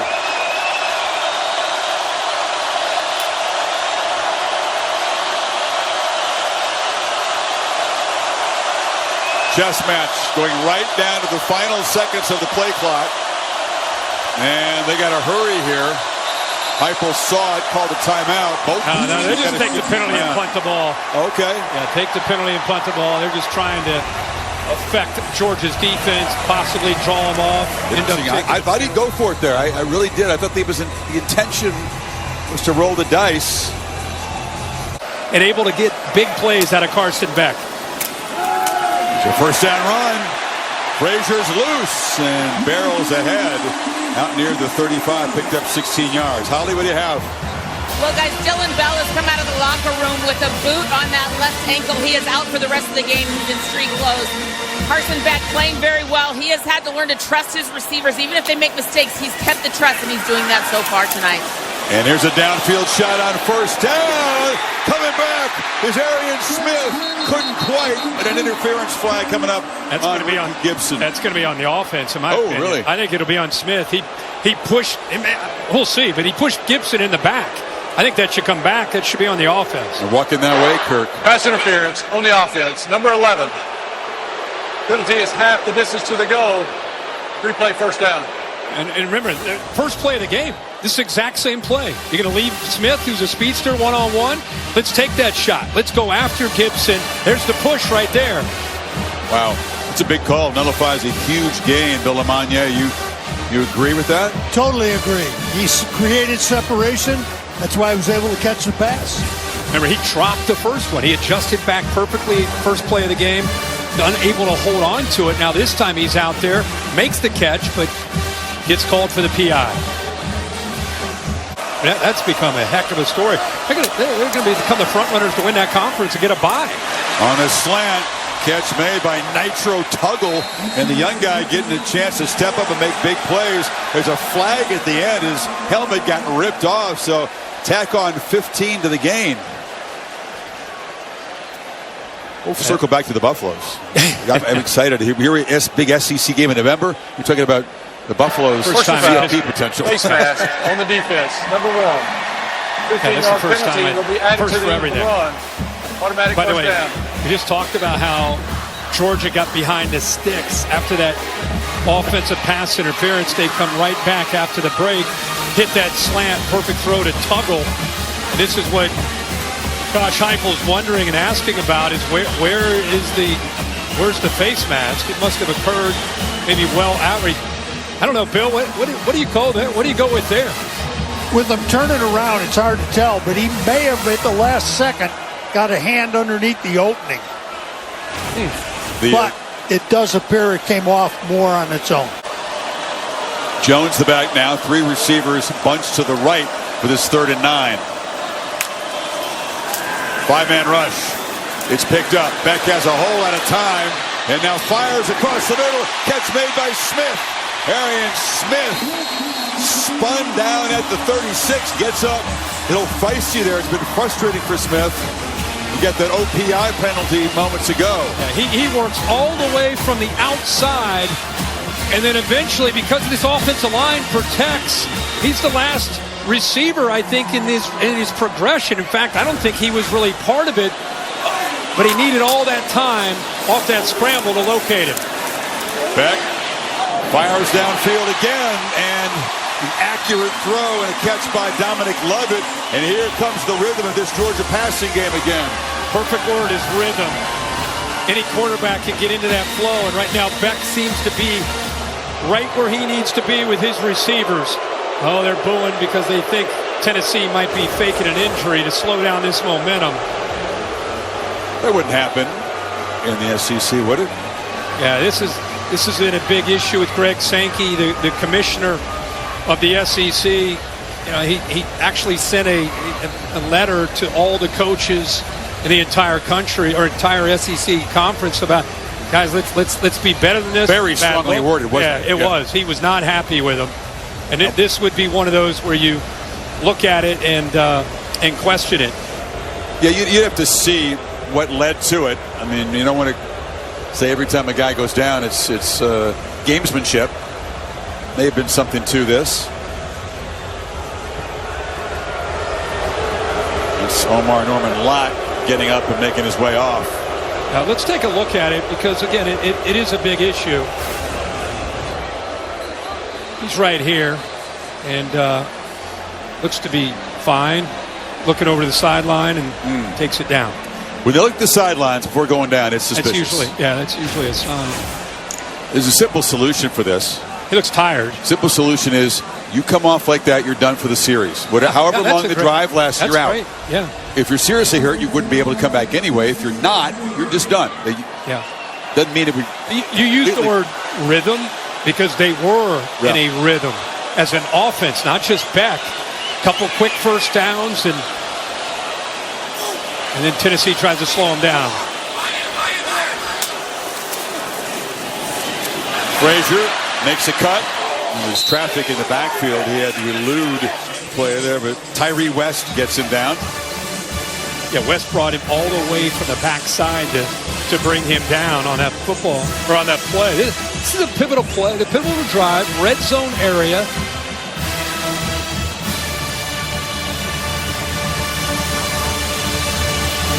With Dylan Bell down, we've seen Delp step up. We've seen Humphreys get more opportunities. Frazier's made plays. Cash Jones now in the backfield with Frazier. A two-back look. It was the first time we've seen this tonight. Tennessee taking a lot of time to get guys off the field. They snap it and throw it downfield. Looping play. Incomplete. Smith had a hand on it. Gibson arrived just in time to knock it loose and prevent a touchdown. Another nice wrinkle with that pony backfield, two backs, a motion. Cash Jones out there, and I think it affects the eyes of the defense. You see Arian Smith kind of stutter like he's going to block, and then they sneak him down that left sideline. That ball hung up in the air long enough for Gibson to eventually come over and knock that ball away. Again, it's in the receiver's hands. You'd like him to make that play in a big moment. It's been such a problem for this team, and it's continued tonight. And it sets up a 3rd and 7.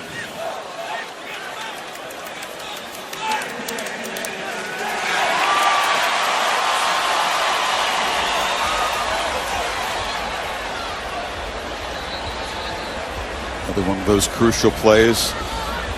Tennessee was so hot early in this game on 3rd downs. Cooled off since then. I have no idea what they're reviewing. The ball hit the ground, so it's definitely not an interception. Ball's tipped, goes in the air. Another Vols player comes over, not even close to intercepting it. Certainly they couldn't think that he had possession long enough to call it a catch and a fumble. No. It's a possibility that with the substitution, that one defensive player might have got off That's a late. good call. Yeah, that's a good call. Possibly. It's definitely not looking at the potential to tip ball interception. And I don't see targeting on that play. So if he didn't get clear of the field into the paint, they could throw a flag on this they could, from the booth. Replay can call the 12th man on the field. He's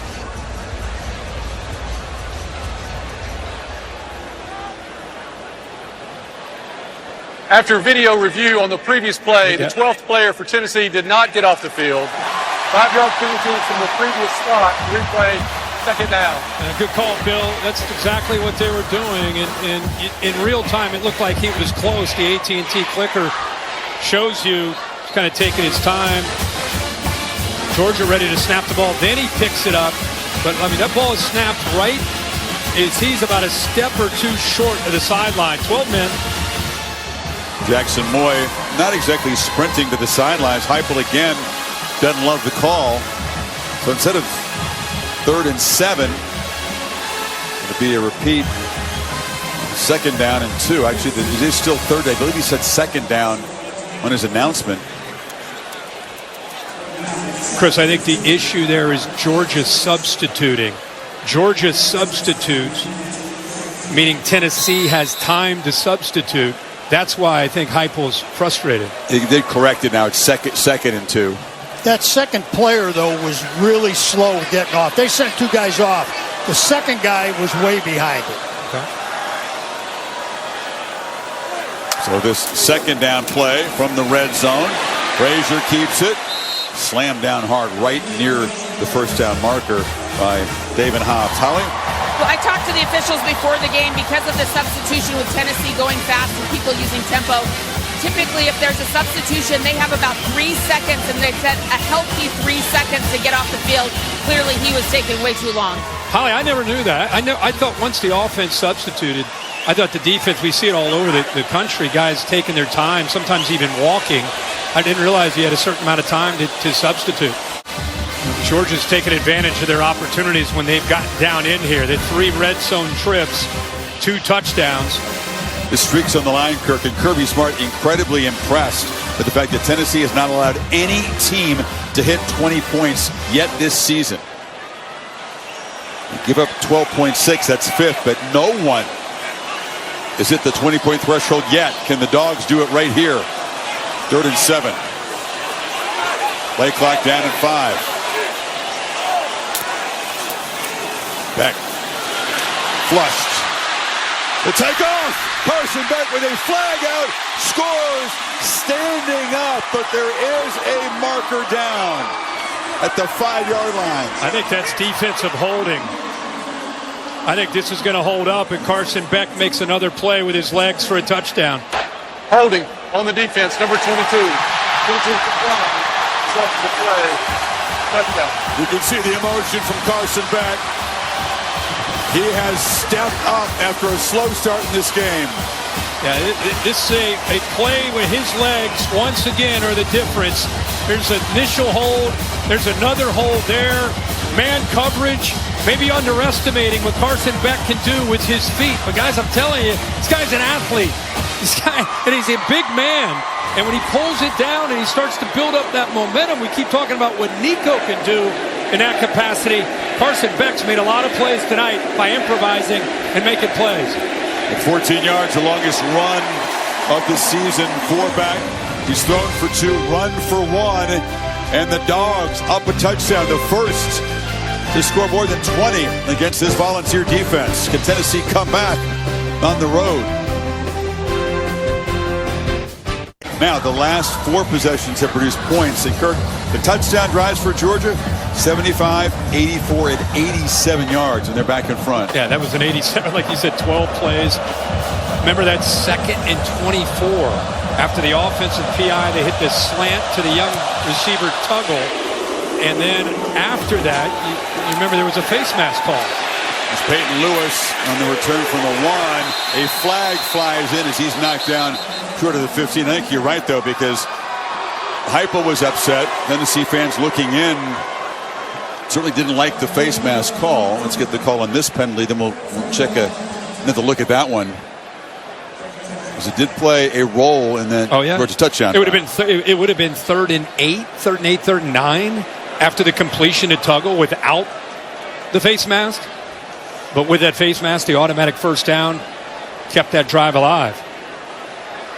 Not to say that they wouldn't have converted, but it just changed personal that foul, drive completely. block out of bounds, number 8 on the receiving team. Penalty is half the distance to the goal. First down. Liv Perry with the block out of bounds. Let me look at the previous call we're talking about. Yeah, let's take it. Well, give me your thoughts on this, because Tennessee fans don't see a face mask. Georgia fans say they do. There's the left hand grabbing. What do you think? I say it's enough. He grabbed it. The twist of that was enough force. pulled the helmet off, too.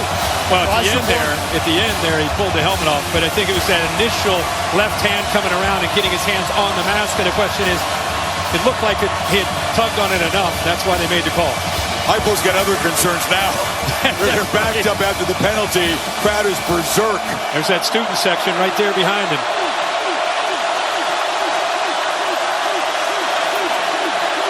First down throw, slant, complete, coolly done, and Brew McCoy, the veteran, playing, sixth-year college football, the ex-Trojan, first down, picked up 14. Opportunity for a growing-up moment from Nico as a young quarterback. Did it against Alabama with the pressure on. Opportunity to do it here now in Athens. Let's see if they respond. First down run. That is trust in a young quarterback in a tough environment on the road. That call, huh? Yeah, the call. Believing your quarterback. You believe in the execution, especially on the first play. Instead of easing into it, Josh Heupel all night tonight has shown a lot of belief in Nico. Believes in what he can do. There's a throw to the flat. Catch made by Sampson. Sidesteps one tackler. Slammed down hard at the 29 by C.J. Allen, but a nice pickup.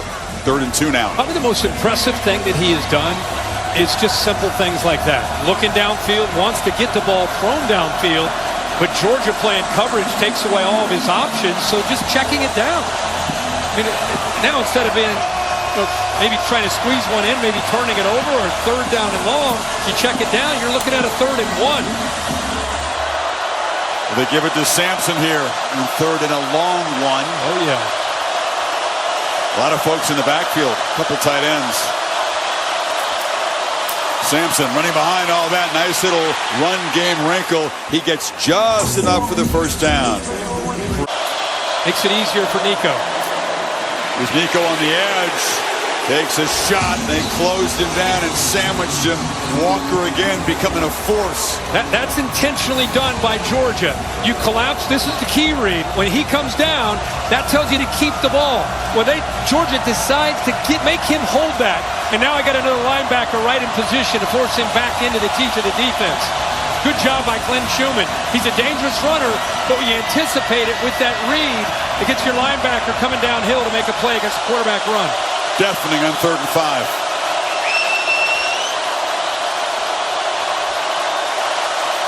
Pressure comes. Pass is high and incomplete. And the Dogs get a stop. Squirrel White, intended receiver KJ Bolden, was patrolling the area.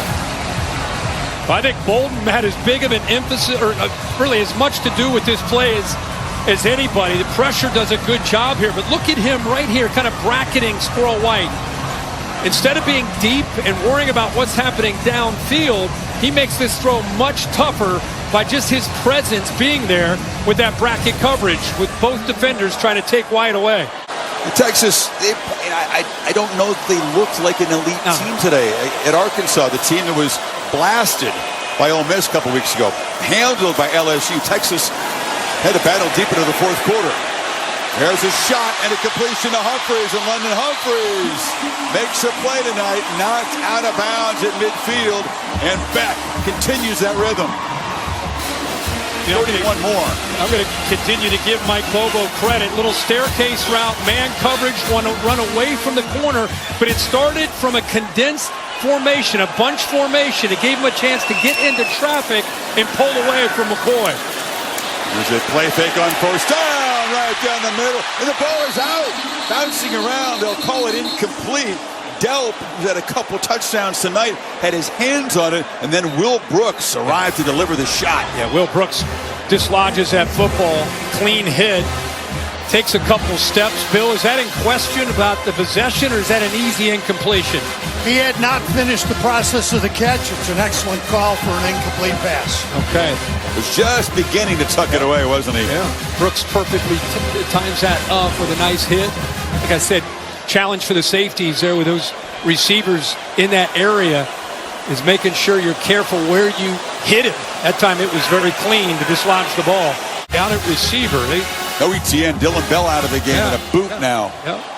Still, Beck is playing the way Georgia fans hoped and thought he would play all season. Stepping up in a big moment tonight. Look at the ball's up tight on the line of scrimmage. Final minute of the quarter, pressure comes, and they check it down to Cash Jones, who works free and gets inside the 45. Yeah, they had 7 guys up, one more than Georgia could handle. They ended up dropping one of them, but the convoy of blockers, but Tennessee keeps him short. Now, 4th and 4. They're, for now, on the field. They're going to run a play here. They're just trying to draw the balls off. Just trying that same game, and whether they end up taking a delay of game, it really wouldn't matter. You don't want to waste a timeout here. Give it one more hard clap.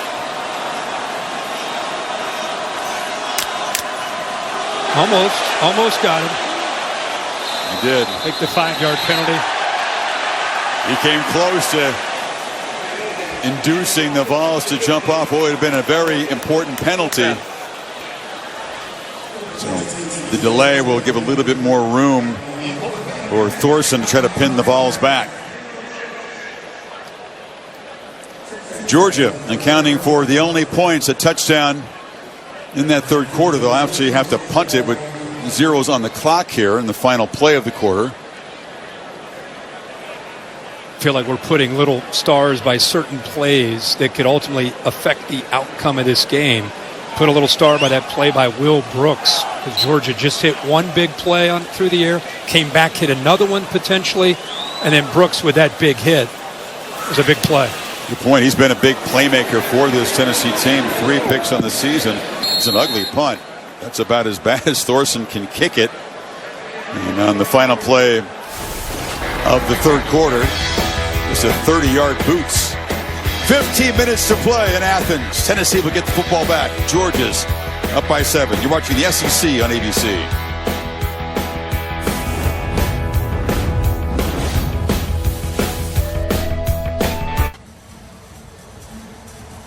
Coach Smart, what's essential in this fourth quarter to go away with a win?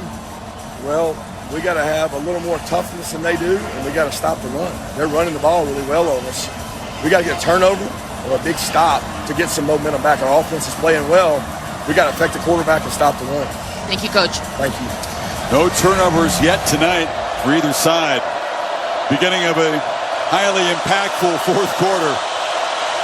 Kirby seems like he's keeping his cool tonight, doesn't he? When he does. He's talking to Holland. Play fake.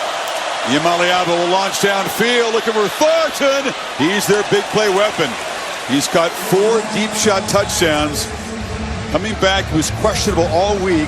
Daniel Harris was in coverage that time. Daniel Harris, pretty good coverage, actually worked him when you have wide splits. Sometimes you end up being out of bounds. I think he maybe took a little bit of that right form may have pushed him out, but he did end up getting back in bounds. But that's been an issue for Tennessee when they take those vertical shots. They just got to give these receivers more of a chance to make a play on the football. There's another overthrow, and a few of those. And there's a pass to White in traffic along the sidelines. Short gain. Dalen Everett made the play. It's third down now. 5.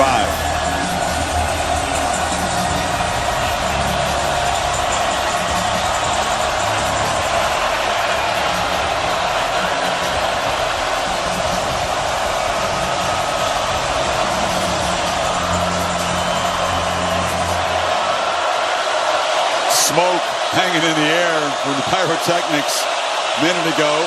Crowd loud. Yamaliava wasn't quite ready for that snap. It doesn't matter. He collects it and sprints forward for a first down. Yeah, he's looking right, sees the blitz, and just out of his peripheral vision, he ends up finding an ability to escape out of this. Look at his eyes, right, and then boom, escapes, sees grass, and can get upfield in a hurry. Did that little Patrick Mahomes pump fake on the move that froze defenders just for a split second. Gonna throw again. Here comes the blitz. Steps out of it. On the move again. And just avoids a huge shot from Dan Jackson. C.J. Allen brought the pressure quickly. I think C.J. Allen ended up surprising him. His location where he came on this blitz came out of nowhere. Boom. He's looking left. very, very good job at the last moment pulling away from C.J. Allen. And there comes Jackson, always coming up with bad intentions, the 6-year senior. Loud again on 3rd and 8.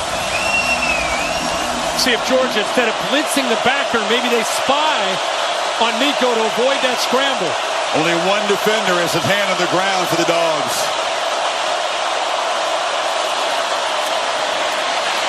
Pocket collapses around him, and he stands and delivers a strike to Kitzelman. What a throw. They show that pressure.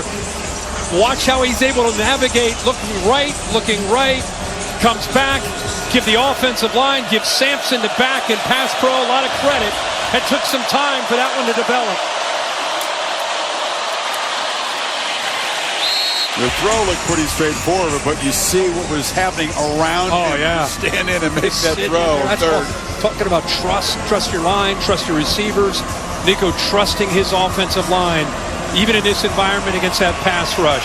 Josh Heupel told us this week about having to take the crown from Georgia. Not going to be handed to him. Kirby Smart talked about getting the stop. They couldn't get off the field on 3rd down, and there's a nice run. Tennessee continues to be able to do enough with the running game tonight. It's been a theme all season for them. Yeah, and mixing up the different looks. That was a counter that time following John Campbell, the right tackle. So they're getting these favorable 3rd down situations. It's exactly the pattern. 146 running, 146 throwing. Very balanced all season long. 9 of 15 on these 3rd downs. Going to give it to 6 again. And 6 is going to get just enough for the 1st down. See the line judge from the near side running across, and he'll drop that football at the 46, and it'll be 1st down Tennessee. 19 for 101. Niamaleava flush on the edge. Ducked under. A big hit. Chaz Chambliss is right in front of him. Man, it's hard to get a direct hit on this tall, lanky quarterback. C.J. Allen, by the way, he had a tough week as far as didn't practice a lot. He saved himself for tonight. He's one of the leaders of this defense. He has blitzed so many times tonight. And for a guy that had practice, his stamina is being tested. He keeps coming after Nico. He's the guy that he keeps having to avoid the scramble. That time, the middle is clogged. Chambliss filling nicely. Yet another 3rd down for the Vols, in which become a marathon march. This could be the 14th play of this drive coming up. And chewing some clock. Chambliss, by the way, has had a great year for the Dogs defense. Has made his presence felt, not just as a pass rusher, but doing a good job knifing into that offensive line and making that play. What did Kirby Smart tell Hallie? Toughness. Who's going to be the tougher team in this final quarter? Another test of that right here. It's an 11-minute drive. Over 11 minutes they've had this football.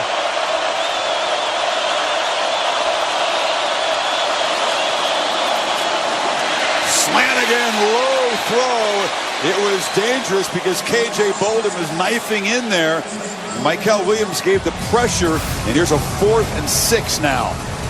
Well, it's a good job here. I think Nico, one thing he does, he stares this one down. Watch the safety right here. He comes off the inside receiver, bounces to the outside, and if that ball's thrown on the money, the freshman Bolden steps in front of that and takes it to the house, potentially ends this game. Play 15 of this drive. Need 6 to keep it going.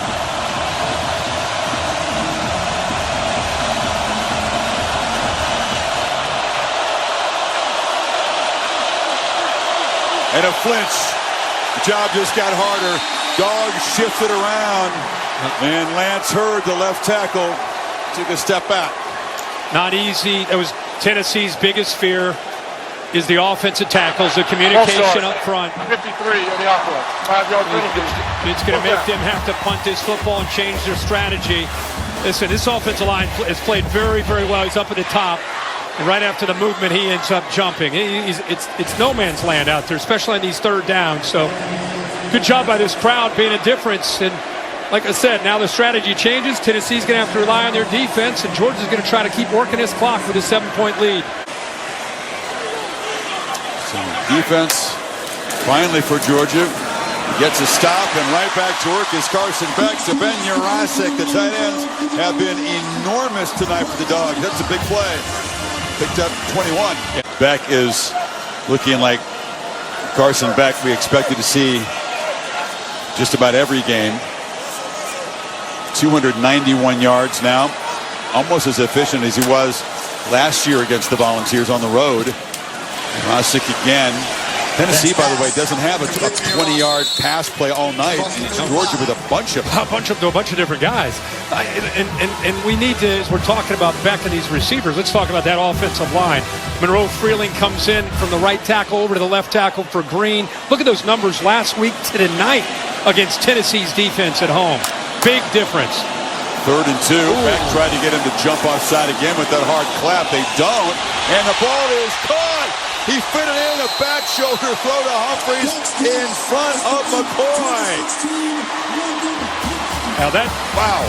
If you go back and look, I think Carson Beck moved before that ball was snapped.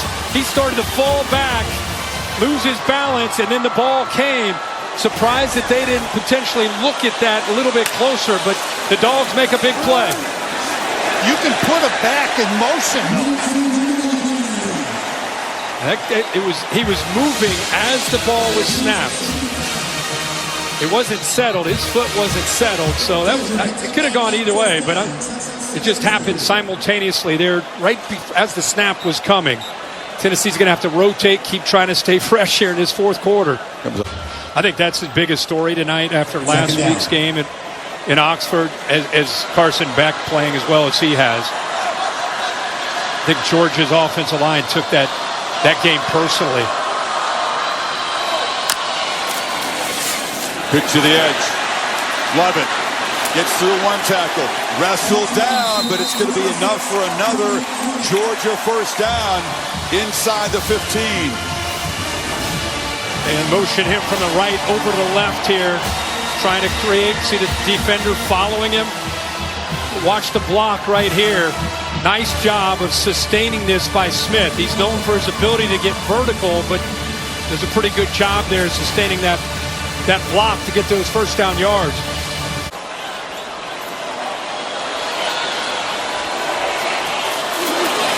Thank you to Frazier. Beck on the move. Now out of the backfield. Jurasek's got it. Tight end. Rumbling, bumbling, diving down inside the 5. It's 1st and goal on a huge night for the Georgia tight ends.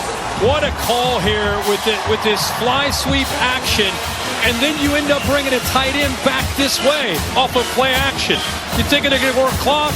Instead, they get the defense out of position. They dump it to Jurasek, who's had the big night at the tight end position.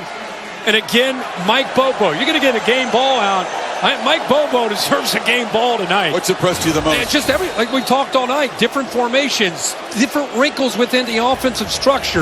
Putting Carson Beck in a position with his offensive line to have success with the well-designed plan tonight against this talented Tennessee defense.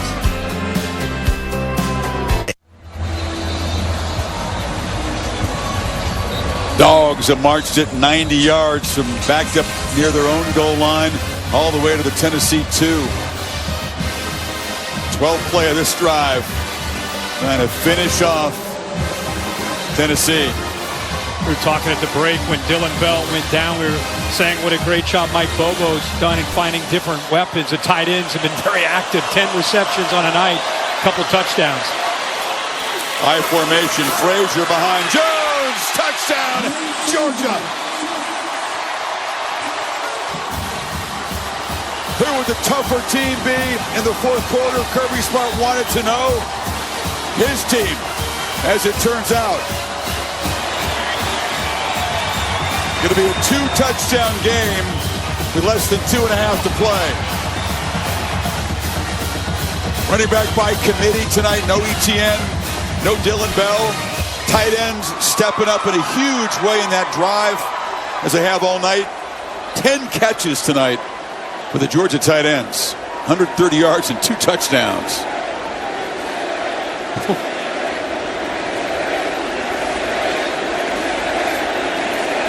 And Carson Beck, Kirk, so much criticism. He says he hasn't paid attention, but the pressure internal and external has been real. Big game tonight for him. He needed it. He needed a night like this. What a good job here by the execution. You got a right tackle who does his job, and then you got to look at this, Chris. Chambliss, the linebacker, is in a goal line situation. Watch them both. 73. Look at him get off the ball. Trust. And then look at Chambliss. He's been waiting for this opportunity.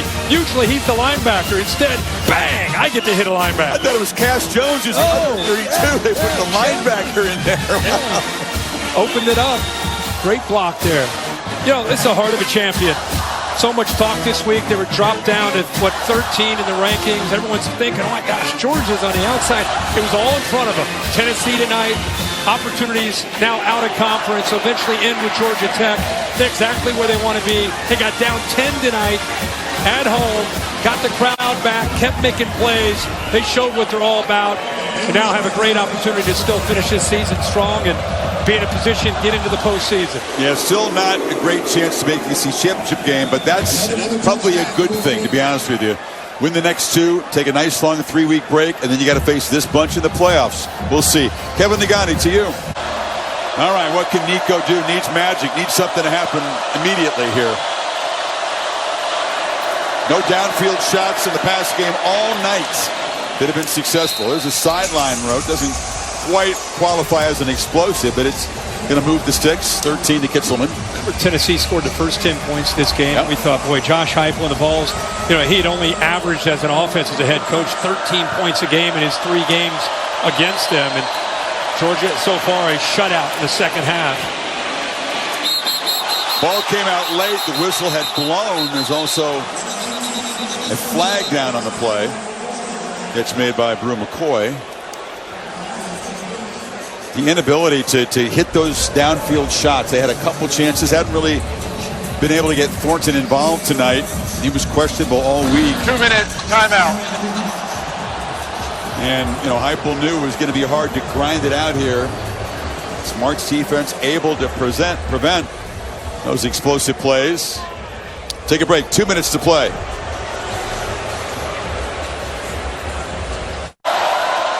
2 minutes to go. 2 touchdowns behind of the Volunteers.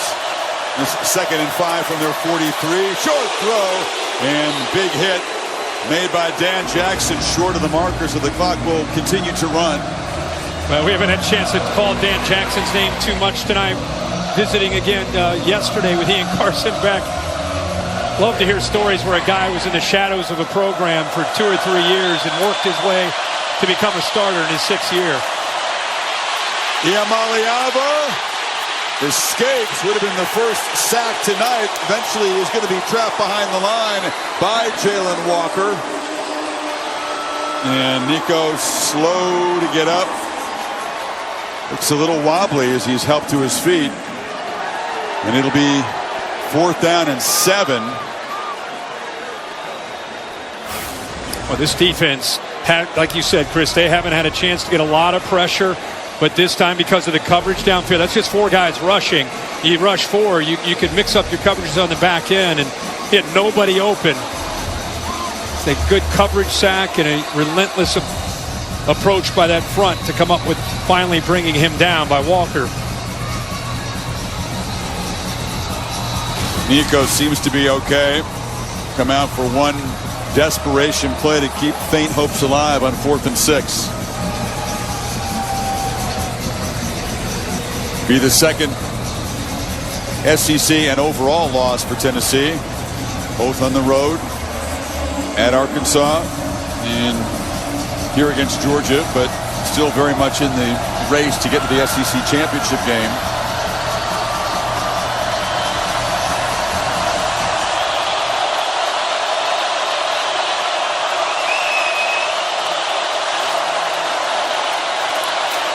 And he will be swarmed. Ball comes out. Turnover. Georgia's got it, and they're going to win it. Chris Cole came up with a football, and the Dogs maintain their dominance over the Big Orange. Well, we've been waiting for Jalen Walker to have that moment, and he does it here in the last play for the defense, for the Dogs, to be able to get this turnover on 4th down. What a job right here by applying this pressure. Usually uses it with quickness. This time just great strength. When Nico battled, Tennessee battled. Tonight the Dogs find a way. What a heck of a battle. This really is into this second half, but Georgia will advance. Tennessee, what do they have? UTEP and Vandy on the road. Correct. Sitting now at 8-2, will have a chance still with 2 games to play to try to right the ship themselves and maybe get to a 10-2 mark at the end. Show you the standings momentarily as Smart's team will get to 6-2 and head for the clubhouse.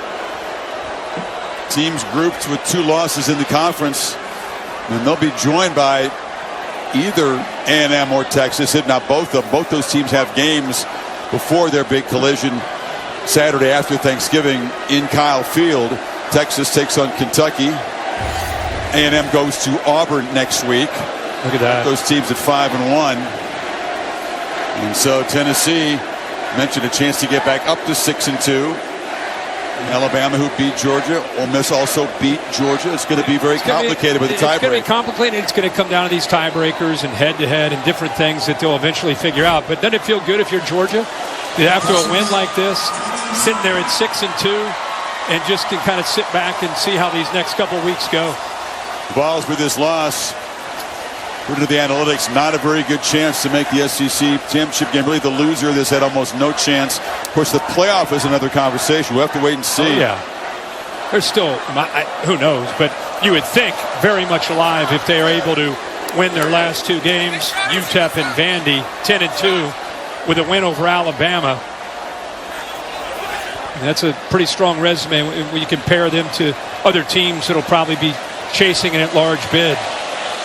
And they didn't embarrass themselves. They battled. They had a 10-0 lead in Athens. We talked about Carson Beck and these seniors. You lose tonight, career could just about be over.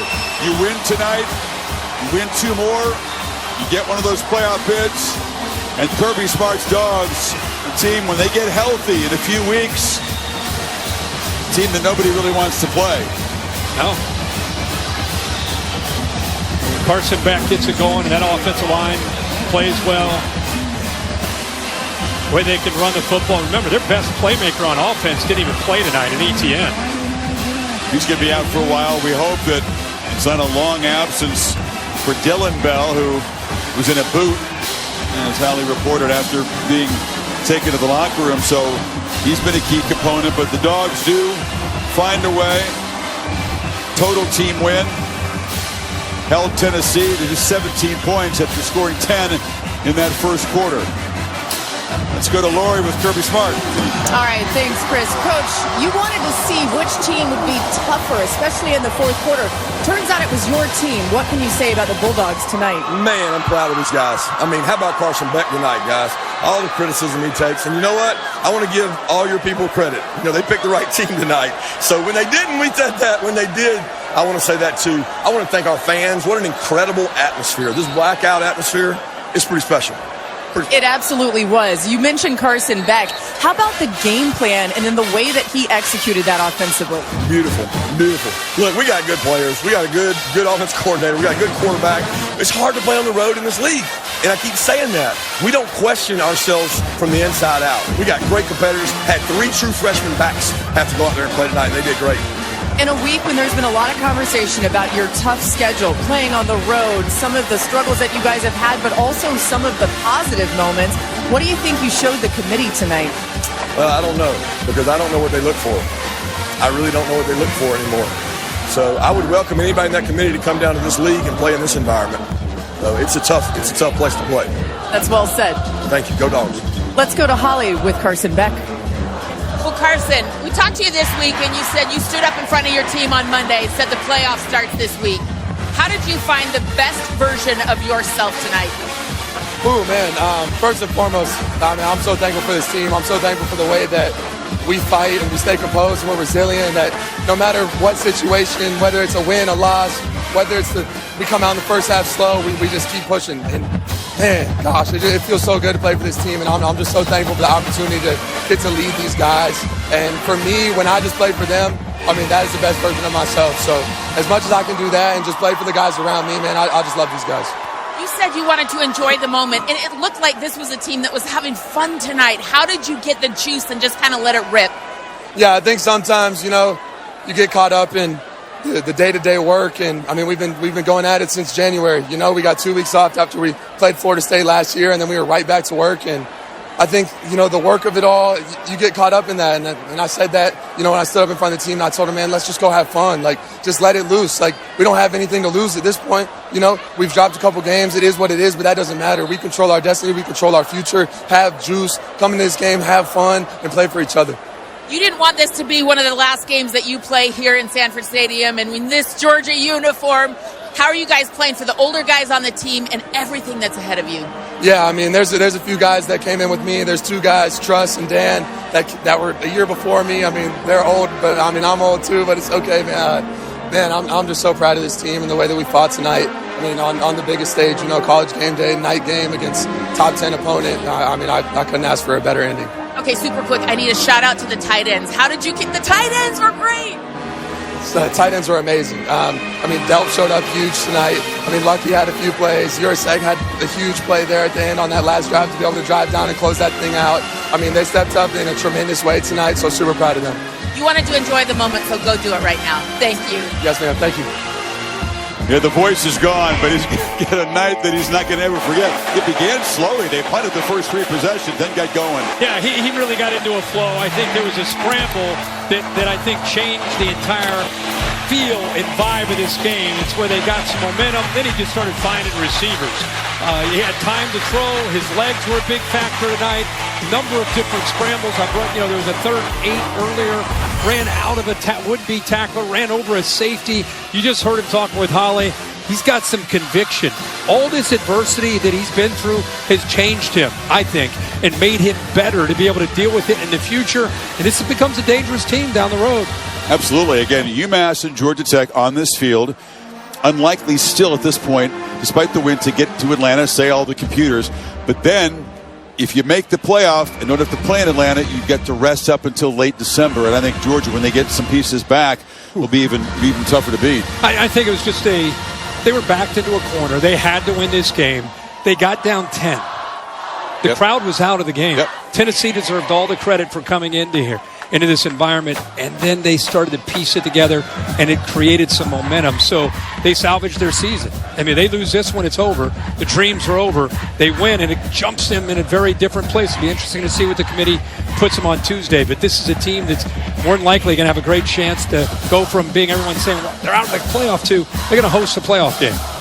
I don't know what the committee's looking at. Well, they're looking at quality wins like this, and all of a sudden the computers have tilted, and Georgia, with the analytics, given a 91% chance now to make the CFP. Oregon survived it. It come from behind to win at Wisconsin. Indiana, the big showdown at Ohio State. Win or lose, you think the Hoosiers are in good position. Ditto for the Buckeyes. Yeah. I think how Indiana plays next week in Columbus will be a big deal. I think they need to go in there and compete, show that they're the team that a lot of us think that they are. That's what's cool about this 12-team playoff. A lot changes, a lot can happen. Just when you think you have an idea of where a team sits, the new results come in, and all of a sudden computer percentages change.